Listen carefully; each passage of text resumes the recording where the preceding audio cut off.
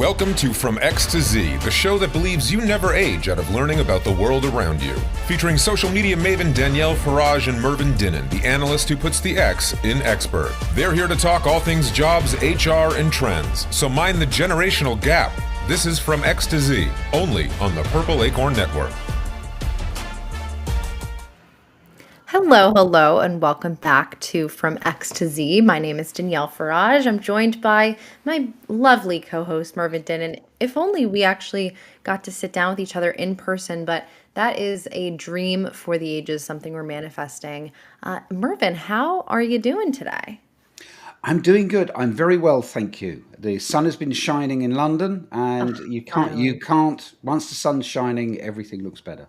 Truly, truly. I will say it got a little bit nippy this morning in New York City. I was in a nice little sundress going to my 6-month follow-up appointment for my ankle. I had ankle surgery back in November, and finally had my follow-up, and I was kind of freezing my butt off, but that's okay. I survived. I'm here to tell the tale. Really exciting story. And yeah, I feel like I've been like all over the place. I don't know about you. I feel like you've been traveling too. I have. I was in Las Vegas for Unleash last week, or was it the week before? I think it might have been the week before now, and that was good. It was exciting. Most of the Purple Acorn team were there, except for you, Danielle. I know, I know. I had just had too much Vegas in one in I think it was like 6 weeks between I went to Transform and then I went to ERE, where I spoke about Gen Z in the workplace. Very fun. But yeah, Unleash was the following, like it wasn't even 5 days later. It was Yeah. like a few days later. So I just felt like it was a little bit too much for me, and I had some family stuff happening here. But Unleash, any like takeaways that you would like to share with the room? Well, there's a thing called AI that lots of people were talking about all the Oh, time. is there? I'm not 100% sure on it. I think I need a Gen Z to explain it to me.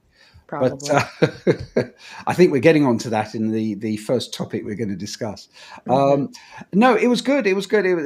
I think it's always great when you go to these big events. There's a buzz. Everyone's happy to see you. A lot of it is just about connecting and seeing people in the flesh that probably you only interact with online. You only see them 2-3 times a year, and it's just the conversations you have are very different to what you'll have online. Certainly, the kind of things we talk about on this podcast certainly raised their heads and across most of the conversations I had. Because when I say, they say, "What are you doing at the moment?" So I talk about my other podcast, talk about this one. They say, "Oh yeah, this is a big issue." Generations at work. Yeah, we're talking about this all the time. Yeah, so this clearly is. I mean, you and I are really cutting through. This is indeed what I think is the number one topic for workplaces at the moment. And every time I go out and meet people at events, it's kind of what they want to talk about. That's a really bold statement to make. I'm very It is. I surprised. feel bullish. I feel bullish today. Good. Well, maybe we should put that bullish mentality to use.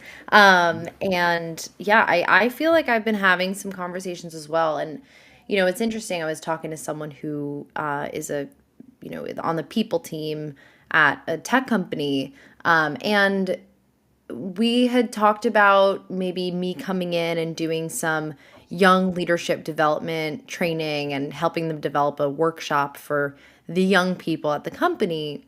And it didn't really go anywhere. We kind of took a pause from that conversation. We returned back to it last month. And we sit down for coffee, and I'm listening to this person just telling me, oh, like these young people, but also the HR business partners don't know how to help the leaders of these young people. And so I then pitched, well, why don't we do a listening session where I come in and I listen to the HR business partners and what are some of the, biggest red flags and challenges that the leaders are raising.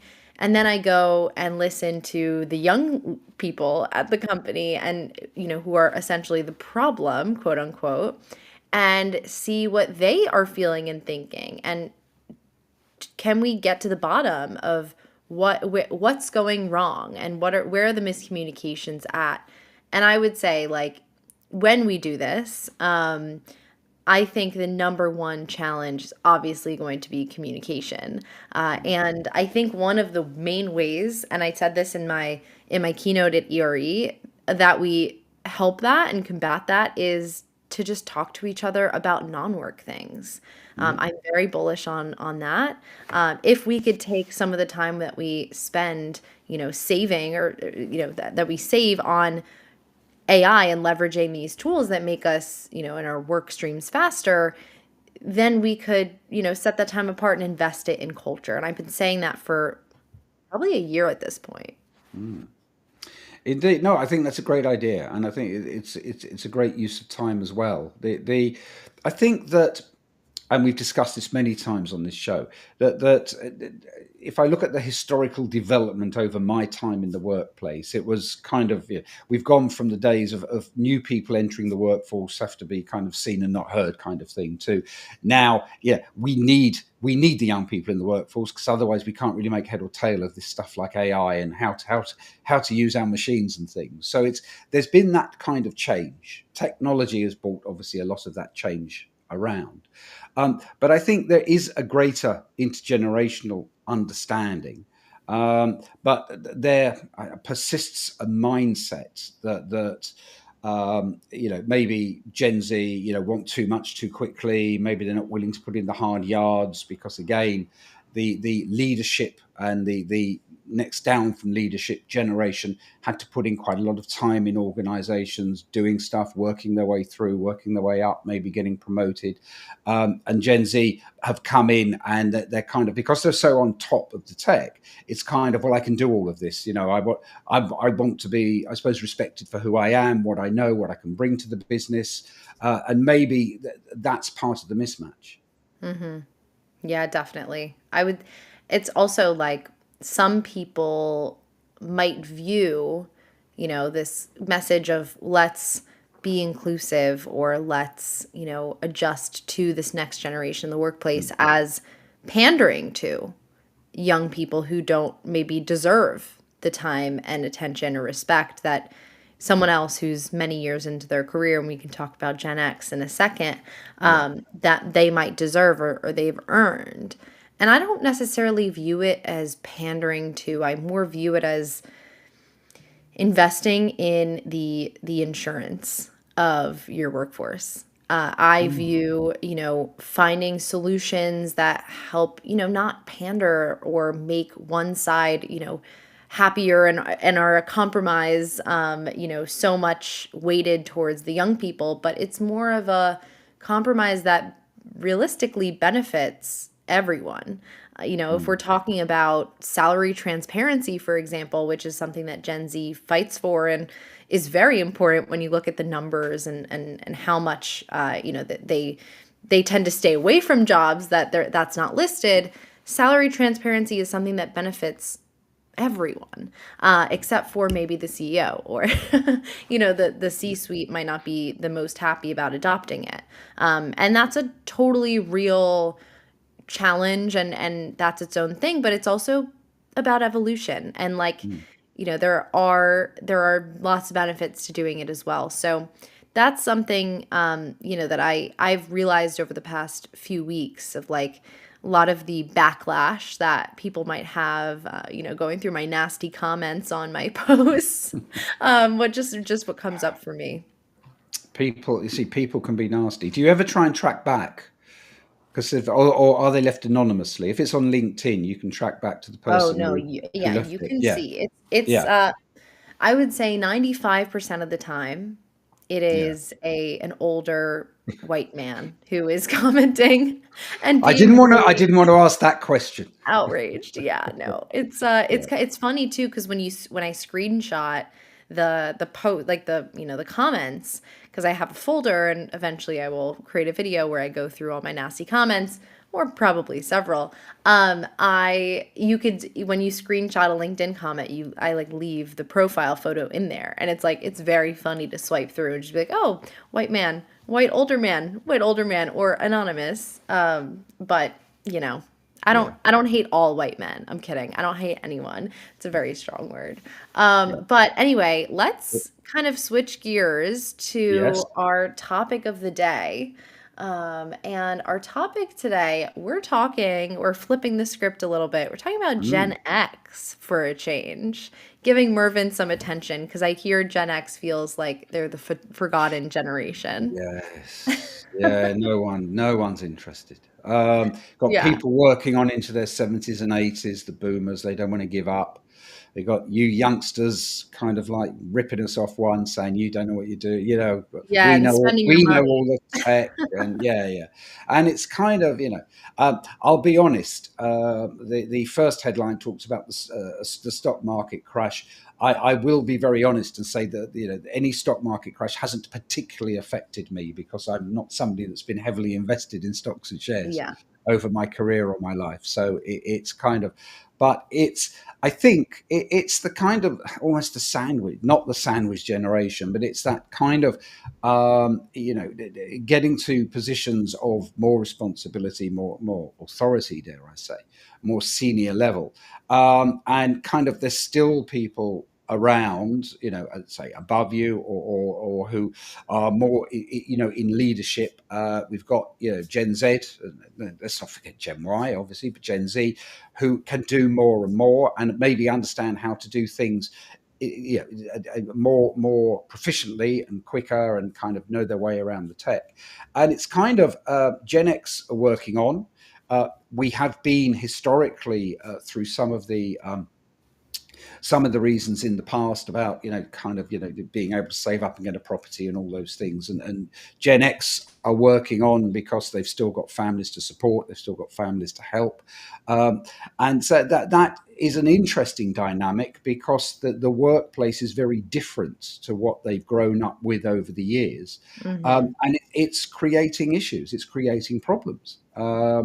And people feel, there's the New York Times talk about, wave of mid-career.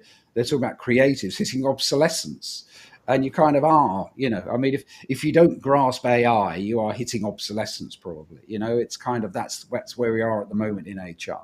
So I think that, and a lot of the ways, some of the chats I was having, as I said, in Vegas at Unleash, when we were talking about the generational thing, it was around more senior people not really understanding how to relate to or how to properly support and embolden and engage those less experienced, the younger people, shall we say, Yeah. and finding it slightly difficult to grasp, I suppose, how to do that Yeah. without, I suppose, defaulting to the ways they would have done it historically.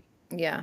Well, it's what's fascinating to me is that last year I had this discussion with Sophie Wade, who we were doing a similar show to X to Z. It was called Gen Blend. And I in used to one, watch.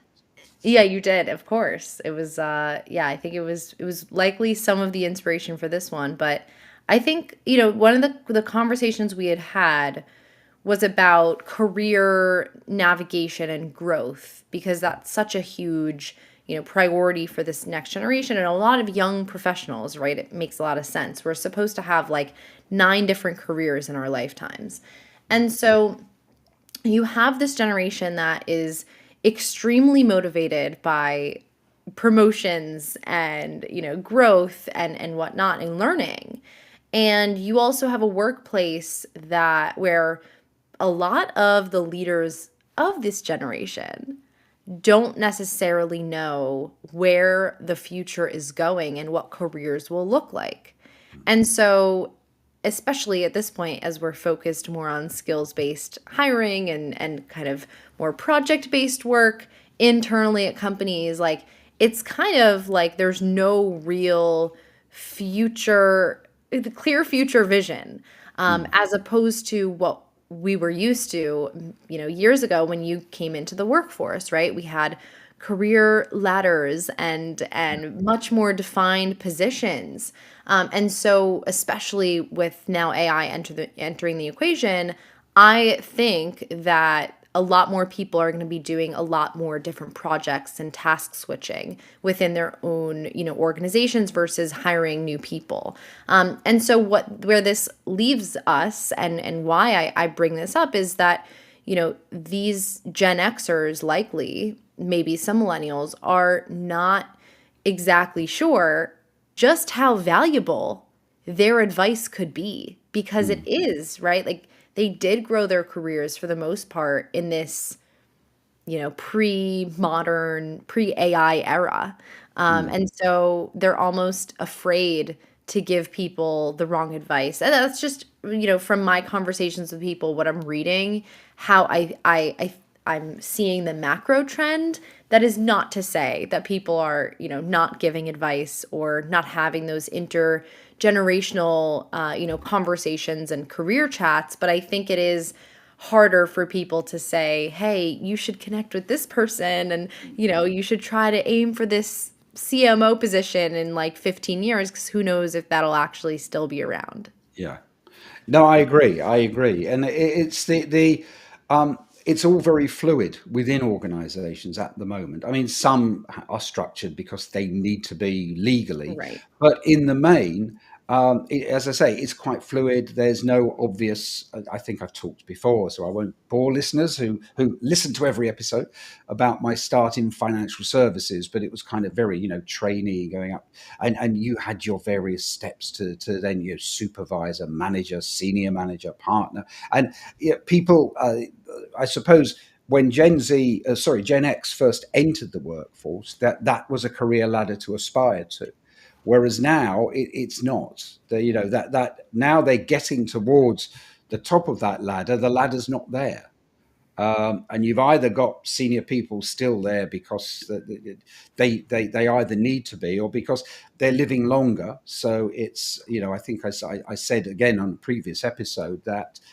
There were very few. I mean, the company I started in, there were very few people in their kind of late 50s, 60s were still working. They're either retired Right. or People sadly used to retire. passed away. Yes, because that's Yeah. what happened.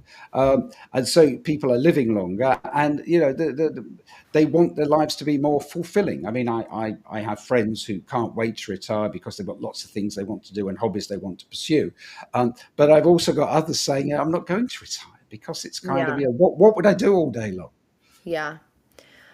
So within, I guess, this article, but also this other one from HR Digest that talks a little bit more about the career crisis for Gen X, Mm. what stands out to you as true for your generation, and what, the main challenges are? There's obviously, my friend Maureen talks about this as well. She talks about Mm. ageism in the workplace, growing challenges with the job market being so competitive, being maybe too senior or too experienced for a certain position and not getting, hired, retirement. So, like, what are the biggest kind of challenges that Gen X is thinking about and faced with today? I think, I suppose the biggest one is almost relevance, and I don't mean that in a horrible way, Mm, but it's what are you bringing into the workplace? Are you bringing in something where you can help develop people, you can help them learn? In fact, I'm recording a podcast with somebody in a few days' time, on my other podcast, which is about, and her business is advising companies on effectively how to maximize people, people over the age of 55 who are still working. And to look at how certain skills can be used elsewhere, and it's not all about give us somebody who understands how to do this tech and that's all we need.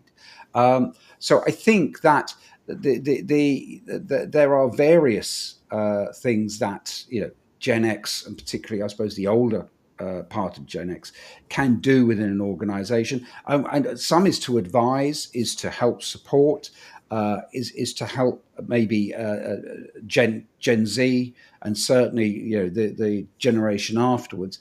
I suppose understand the way an organization works, how to work within as an organization, particularly if it's structured, how to actually, achieve their deadlines, achieve their goals, what kind of goals to aim for. So I think there is quite an advisory thing, and I think there is quite a kind of not taking people under their wing, but because this is a very, I suppose, old person's expression, so I won't use it. But I mean, it's a very kind of helping support, and I think this is what I see developing in organisations is everybody almost like pitching in, pulling weight, and working together as a team. And I think that historically, teamwork was very much kind of top down, and this is what you will do.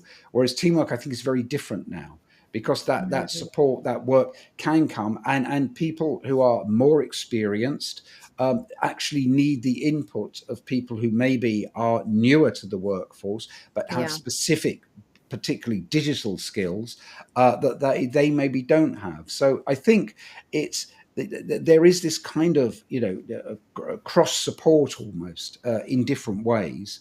And I mean, I think I mentioned in a previous one years ago, there was this concept of, younger people would come in with all their digital skills, and kind of they would teach digital skills to the more experienced people, who would then in return teach them kind of how to work their way around the organization, how to deal with difficult clients, that kind of thing. And there was almost a payoff between the two, kind of upskilling each other. And I think the need for that is great now, Yeah. particularly as it is getting more difficult economically in the business world for a lot of organizations to remain as profitable as they have done. We won't go into any external politics, obviously, but there are barriers now to maybe growing the way businesses used to do.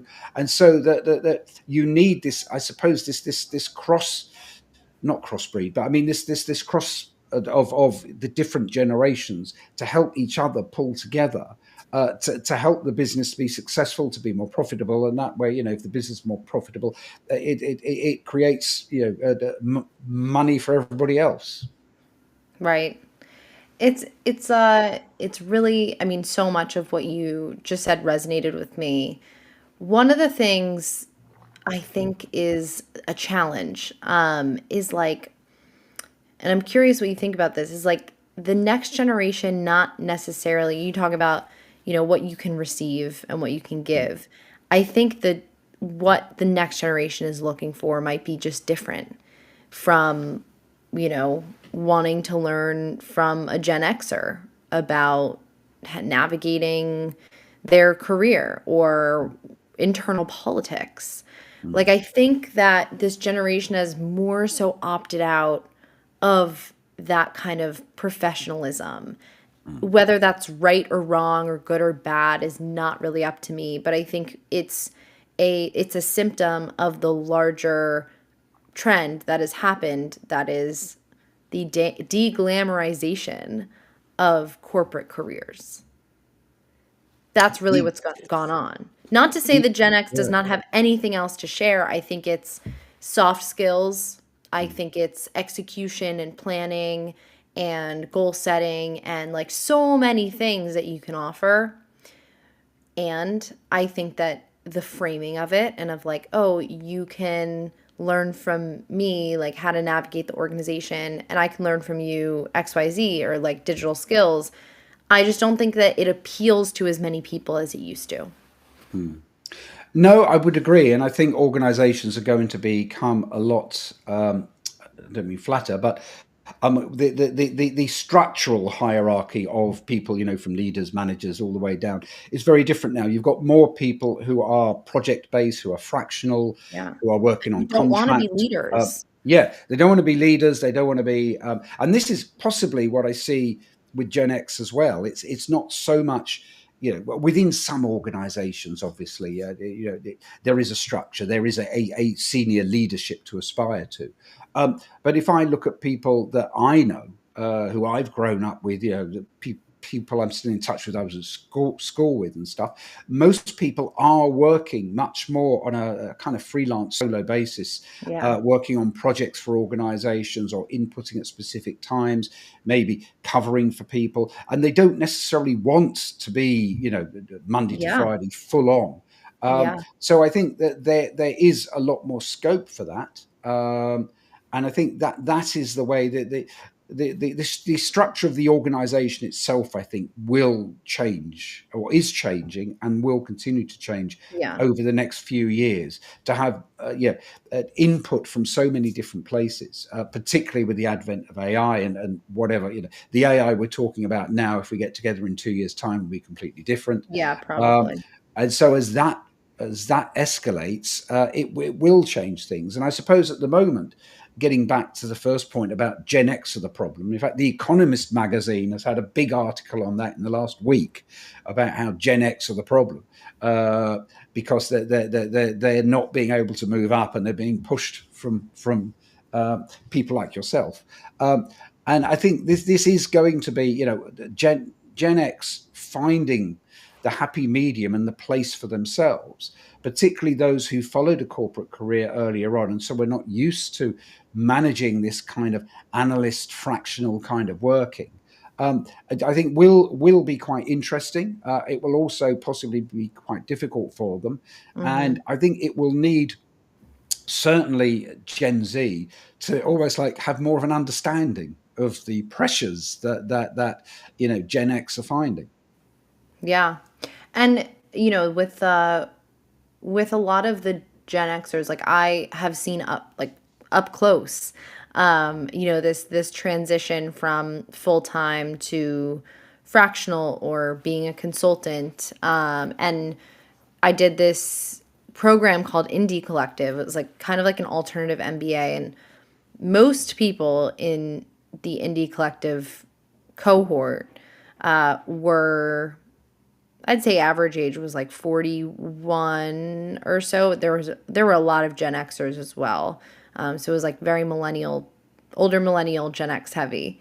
Because I think also people are realizing their skills and that they can market themselves differently to pursue opportunities that don't look like a traditional 9 to 5.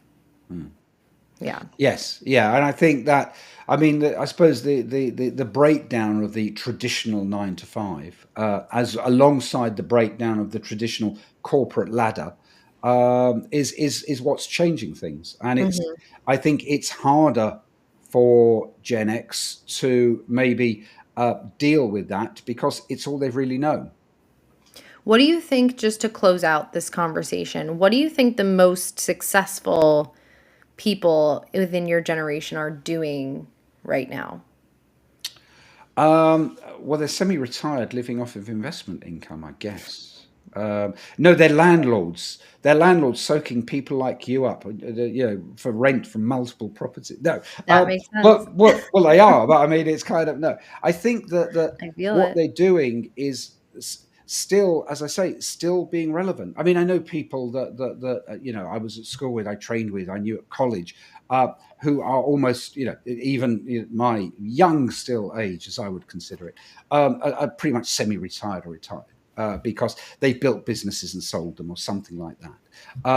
But the number of people I know similar to me are still either doing this kind of analyst advisory freelance kind of, because we want to keep on top of everything. We want to. I enjoy. Somebody said, why don't you retire? I say, because if I retired, I'd sit there all day reading about these kind of things, and I'd want an outlet to do something about them, to talk Yeah. to people about them.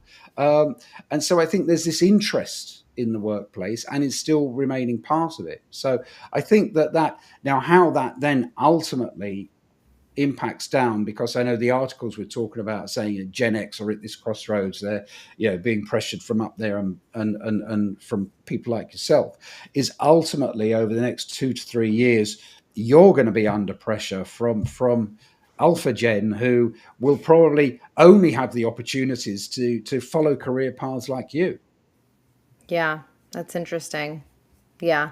I was talking to someone last week about my content, and she was just kind of giving me feedback. She was like, "Oh, like I feel like I want to, pursue a similar path, and I want more information on like what that looks like for you. Like, how did you do it? And, what did it look like? And I'm like, that's extremely vulnerable. Like, that is like that's a really vulnerable thing to share. Just like, especially the financial aspect of like shifting from like a full-time job to,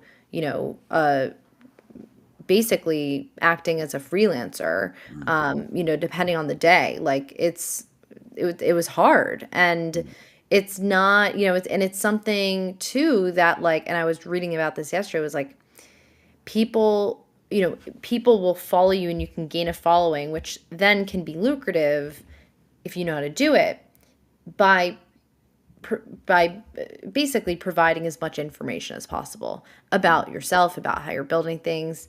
So I think that was an interesting one that I'm still thinking about, is like, how do I want to talk about, the how, of like how I'm doing things. And I think, I think a lot of people are going through that similar, like, how do I want to talk about things online, and what is the thread that, I want my content to be kind of embedded in.